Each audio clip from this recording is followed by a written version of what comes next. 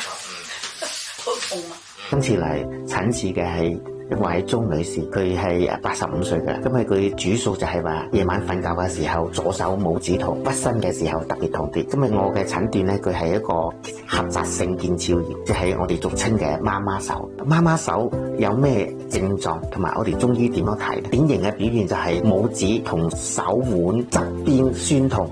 脹痛，用手拎嘢扭毛巾扭開門匙嘅時候特別痛，嚴重嘅係夜晚痛到瞓唔到，中醫叫筋痹，即係筋脈唔長，氣血又唔夠，再加上長期勞損，勞則傷筋，所以一喐就痛，就緊就唔想喐。第三點，中醫點樣醫呢？同埋平時我哋要留意啲點樣配合呢？喺治療方面，我通常都係會用中醫嘅手法理筋，再配合針灸，可以加上艾灸或者熱敷，幫助係舒筋活絡、活血止痛。喺必要嘅時候都會用中藥調理。平時我哋要留意嘅係少用力扭毛巾、扭樽蓋、拎重袋，做家務嘅時候半個鐘左右就要停一停，伸一伸手。關注我，健康知多啲。